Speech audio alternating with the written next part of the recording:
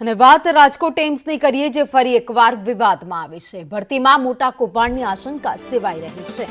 એમ્સના પૂર્વ director doctor CDS કટોચનું કારસ્તાન સામે આવ્યું છે. દિવ્યાંગ પુત્રને ક્લાસ 2 અધિકારી બનાવી દેવાયો હોવાનો આક્ષેપ કરાયો છે. 60% ડિસેબિલિટી છતાં પુત્રને ફિટ બતાવ્યો હતો અને ડિસેબિલિટી છતાં એમ્સમાં અધિકારી બનાવ્યા હોવાનો આક્ષેપ કરવામાં આવ્યો છે. પુત્ર ભાવેશ કટોચ પાસે 60% ડિસેબિલિટીનું સર્ટિફિકેટ પણ છે.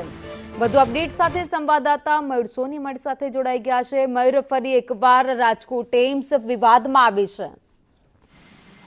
ભાવિની, એમ્સની અંદર છેલ્લા કેટલાક સમયથી લાલિયાવાડી ચાલતી હતી અને લાલિયાવાડી ચાલતી હતી તેના એક પછી એક ખુલાસા પણ થઈ રહ્યા છે.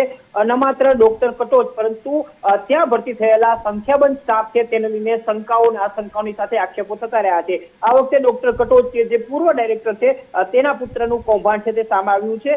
ભાવેશ કટોચ છે અને બંને આંખની અંદર તકલીફ હોવાના ડોક્યુમેન્ટ છે તે સામે આવ્યા છે.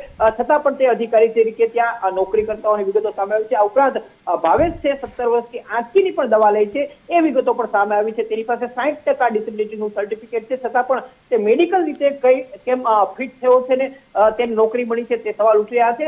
સમગ્ર મામલે રાજકોટના સાંસદ પુરુષોત્તમ રૂપાલાએ નિવેદન આપ્યું છે કે આ મામલે તપાસ કરવામાં આવશે. પહેલી ભરતીથી લઈને આજ સુધીની અંદર જે કંઈ પણ એમ્સમાં થયું છે તે અંગેની તપાસ કમિટી બનશે ને ત્યારબાદ જે દોષિતો છે તેને છોડવામાં નહીં આવે.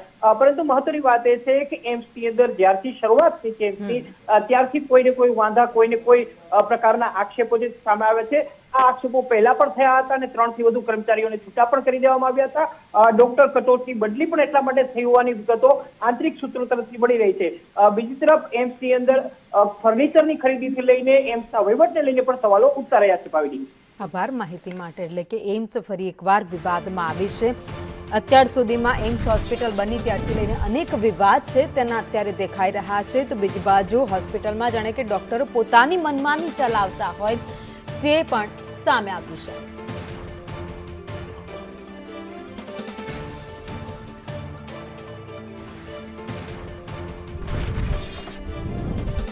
તો ડોક્ટર અંકુર પ્રતાપ એમ્સ હોસ્પિટલના ઇન્ચાર્જ છે, અમારી સાથે જોડાઈ ગયા છે. સર, સંદેશ ન્યૂઝમાં આપનું સ્વાગત છે. આ એક કૌભાંડ સામે આવ્યું છે હોસ્પિટલમાંથી. हेलो जी, મારો અવાજ સંભળાઈ રહ્યો છે? हाँ जी, पूछिए क्या पूछना चाह रहे हैं आप? एक बहुत बड़ा कौभांड जो हॉस्पिटल में हुआ है. प्रारंभिक जांच में जो हमें पता लगा है उसके हिसाब से डॉक्यूमेंट्स में कोई प्रॉब्लम नहीं है, ठीक है। मगर जब क्योंकि ये अभी न्यूज में आया है तो हम इसकी जांच कर रहे हैं और जो भी कुछ होगा वो रूल के हिसाब से होगा।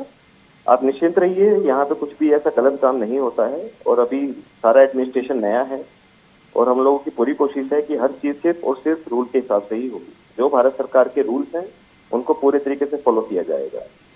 सर, ये भी कहा जा रहा है कि भावेश कटोच की जो बदली हुई है वो भी इसी कारण ही हुई है। भावेश कटोच की कोई बदली नहीं हुई है मैडम, वो तो यहीं पे है, एम्स में। जी, तो अभी क्या कौन सी दिशा में तब आगे तपास हो जाए? नहीं, क्योंकि अभी ये मामला संज्ञान में आया है तो इसकी पूरी जांच होगी। मैंने बताया आपको कि प्रारंभिक जांच में जो हमने डॉक्यूमेंट चेक किए हैं, डॉक्यूमेंट चेक करने का एक पूरा प्रोसीजर होता है, पूरी टीम होती है, पूरी कमेटी होती है। कितना टाइम लगेगा? इसमें ज्यादा समय नहीं लगेगा मैडम, इसमें हाथ से कितना 2-4 दिन में ये हो जाएगा जी। और जैसे भी इसका इसकी पूरी जांच करके हम आपको पूरा इसके बारे में डिटेल रिपोर्ट हम आपको दे देंगे मैडम। सर, ये भी कहा जा रहा है कि डॉक्टर्स अपनी मनमानी चला रहे हैं और अपने हिसाब से ही वहाँ पे भर्ती भी हो रही है एम्स में, क्योंकि काफी सारे विवाद है जो एम्स के सामने आ चुके हैं। ऐसा कुछ विवाद मैडम ऐसा है नहीं। अभी सिर्फ हमारे ये थी कि हमारे पास डॉक्टर्स की यहाँ पे थोड़ी कमी थी, उसके लिए हमने ऑलरेडी काफी सारे एडवर्टाइजमेंट निकाल दिए हैं। और ये देखिए आप, पिछले 6 महीने के अंदर अंदर हम लोगों ने सभी चीज बिल्कुल प्रोसीजर के हिसाब से करने का पूरा कोशिश किया है। और डॉक्टर्स कोई मनमानी नहीं करते हैं मैडम। यहाँ पे जो डॉक्टर्स आते हैं वो देश के बेस्ट डॉक्टर्स में से होते हैं, वो बहुत चुन के आते हैं। तो यहाँ पे जो डॉक्टर्स आपको एम्स में जो डॉक्टर्स मिलेंगे वो बहुत हाई क्वालिटी के डॉक्टर्स मिलेंगे मैडम, ठीक है। और अभी मैं आपको यकीन दिलाता हूँ, अभी आने वाले समय में अगले 2-3 महीने के अंदर हमारे पास बहुत अच्छे कार्डियोलॉजिस्ट, हमारे बहुत अच्छे न्यूरोलॉजिस्ट, ये सब आने वाले हैं। जी ठीक है। तो हाँ, तो अभी यहाँ पे सुविधाएं सिर्फ बढ़ने वाली हैं, कम नहीं होने वाली। जी સર ધન્યવાદ અમારે સાથ જોડને કે लिए અને કોંગ્રેસના નેતા હેમાંગ વસાવડા પણ અમારી સાથે જોડાઈ ગયા છે। હેમાંગભાઈ, એક પછી એક વિવાદ સામે આવી રહ્યા છે। હવે તો આખું ડોક્ટરોનું કૌભાંડ ત્યાં ચાલતું હોય, ભરતી કૌભાંડ ચાલતું હોય તેવી પણ વિગતો સામે આવી રહી છે, શું કહેશો? મત લેવા માટે માત્ર રાજકીય એજન્ડાથી પૂરી તૈયારી વગર રાજકોટ એમ્સ ચાલુ કરી દેવામાં આવી છે। કોઈ પણ જાતનું ઇન્ફ્રાસ્ટ્રક્ચર ડેવલપ કર્યા વગર હમણાં જ આપણે કોઈને સાંભળ્યા જે કહેતા હતા કે હવે ડાક્ટરો આવશે।